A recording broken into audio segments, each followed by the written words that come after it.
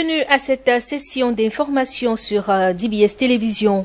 Au Congo-Brazzaville, la Cour constitutionnelle a validé mardi la réélection du président Denis Sassou Nguesso au scrutin du 21 mars. Après avoir rejeté les recours de l'opposition sur les résultats définitifs de l'élection, la Cour a procédé aux rectifications et ajustements. Donné vainqueur selon les résultats provisoires avec 88,57% des suffrages. Au finish, c'est avec 88,40% que le président Denis Sassou Nguesso rempile pour un 4e mandat. Son avocat s'est réjoui de ce verdict, le qualifiant de limpide. La plus haute juridiction du pays a jugé non fondées les demandes d'annulation et de report de l'élection formulées par l'opposition. Âgé de 77 ans, Denis Sassou Nguesso cumule au total 36 ans de pouvoir à la tête du Congo-Brazzaville. Le contentieux électoral vidé, sa victoire confirmée, il attend désormais son investiture pour un 4e mandat de 5 ans, avec de nombreux défis à relever. Pendant la campagne électorale, le président avait placé en tête de ses priorités la paix, la jeunesse et le développement de l'agriculture pour sortir du tout pétrole et de la dépendance aux importations. Présidentielle au Tchad, la tension monte d'un cran à quelques jours du scrutin prévu ce dimanche 11 avril. Plusieurs partis politiques et organisations de la société civile en faveur du boycott viennent de lancer une plateforme politico-militaire dénommée Conseil national pour le changement. Ce CNC fait un constat d'échec des 30 années de pouvoir du président Idriss Déby Itno et propose un dialogue inter-tchadien inclusif pouvant conduire à la réconciliation nationale. Saleh Kessiabo, l'avocat Théophile Bongoro et Galedi Yoranga, 3 figures majeures de l'opposition tchadienne, sont engagées depuis quelque temps dans une campagne pour le boycott de cette élection. D'autres opposants comme Success Mara, leader des transformateurs dont la candidature n'est pas retenue, est aussi engagé à leur côté. Ces opposants dénoncent l'absence de transparence du processus et soutiennent que les conditions ne sont pas réunies pour assurer un scrutin crédible et transparent. Des motifs snobés par le camp du président sortant, très présent sur le front de la campagne électorale pour séduire les électeurs, ainsi que quelques partis politiques en course qui pensent que tout va se jouer dimanche prochain dans les urnes. Barrage de la Renaissance, nouvel échec des négociations entre l'Égypte, le Soudan et l'Éthiopie.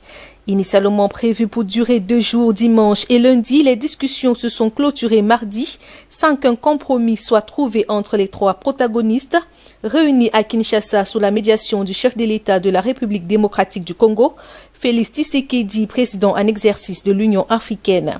Selon la partie égyptienne, l'Éthiopie a rejeté toutes les propositions et alternatives avancées par l'Égypte et soutenues par le Soudan afin de développer le processus des négociations. Les 3 pays négocient sans succès depuis près d'une décennie concernant la gestion et le remplissage du réservoir du grand barrage de la Renaissance qu'Addis Abeba, construit sur le Nil bleu. L'Éthiopie a annoncé récemment son intention d'entamer la 2e phase de remplissage de ce méga barrage, une annonce qui a ravivé les tensions avec ses 2 voisins. À l'ouverture des négociations, Félix Tshisekedi avait appelé à placer la dimension humaine au cœur des pourparlers. Si l'Éthiopie estime d'un ton souverainiste ne pas avoir à négocier pour ce projet, l'Égypte et le Soudan et les Nations Unies exigent un accord commun qui prend en compte les impacts environnementaux à court, moyen et long terme. En Côte d'Ivoire, la composition du gouvernement dirigé par le Premier ministre Patrick Achi a été dévoilée mardi. Pour ce premier gouvernement de son 3e mandat, le président Alassane Ouattara a opté pour une équipe plus jeune et plus restreinte, pas de ministre de plus de 68 ans et un gouvernement de 41 membres contre 47 dans le précédent. Parmi les entrants figure Kandia Camara, nommé aux affaires étrangères en remplacement d'Ali Koulibaly. Le président ivoirien a par ailleurs confirmé son frère cadet aîné Birahima Ouattara au ministère de la Défense, où il assurait l'intérim depuis 1 mois, peu avant la mort d'Ahmed Bakayoko. Déjà nommé le 26 mars, le Premier ministre Patrick Achi aura pour tâche de poursuivre une politique de réconciliation nationale, 1 mois après les législatives du 6 mars, largement remportées par le Rassemblement des oufouettistes pour la démocratie et la paix. La Tanzanie fait volte-face sur la pandémie de Covid-19 mardi lors de la cérémonie d'investiture des membres de son nouveau gouvernement à Dar es Salaam. La présidente Samia Hassan a estimé qu'il n'était pas bon de rejeter le coronavirus, laissant entrevoir un changement d'attitude. Elle s'oppose ainsi aux prises de décision du défunt John Magufuli, qui jusqu'à sa mort avait minimisé la gravité de la situation sanitaire dans son pays. La présidente de 61 ans a aussi ordonné la réouverture des médias interdits par son prédécesseur, dont l'administration a été régulièrement montrée du doigt pour limiter les libertés fondamentales. Au Soudan, l'état d'urgence a été décrété ce mardi au Darfour Ouest après les affrontements tribaux entre les populations de diverses ethnies, alors que le nombre de victimes des violences qui secouent El Djenena, capitale du Darfour occidental, ne cesse de grandir. Les derniers chiffres font état d'au moins 56 morts et 132 blessés. Le comité central des médecins soudanais a indiqué que des hommes armés avaient ouvert le feu sur une ambulance, blessant 3 travailleurs médicaux. La mesure prise par les autorités vise à prévenir contre des nouvelles violences. L'ONU a annoncé que les vols humanitaires ont été suspendus jusqu'à nouvel ordre vers El Djenena, considéré comme une plaque tournante de l'aide dans la région, une mesure qui pourrait affecter plus de 700 000 personnes.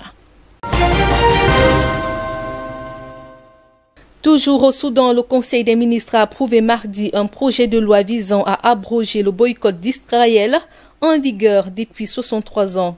Ceci après la normalisation de ses relations diplomatiques avec l'État hébreu en octobre 2020.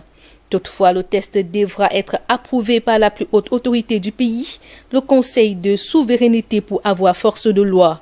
À noter que la loi de 1958 interdit les échanges commerciaux avec l'État hébreu, avec des personnes de nationalité israélienne ou encore avec des entreprises appartenant à des Israéliens.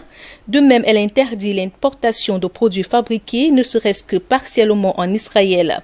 Toute personne violant ce boycott risque jusqu'à 10 ans de prison, ainsi qu'une lourde amende. C'est donc une étape historique que vient de franchir le Soudan. Refermons cette édition sur ces images des cadavres de poissons et de dauphins par centaines étendus sur des kilomètres de côte à Nungwa, au Ghana, dans la région d'Accra, la capitale. Du jamais vu dans ce pays anglophone d'Afrique de l'Ouest, une enquête est en cours pour tenter d'élucider les causes de ce phénomène rare, survenu le week-end dernier. C'est sur ces images que nous refermons cette édition. Merci de nous avoir suivis. Passez d'agréables moments en compagnie de nos programmes.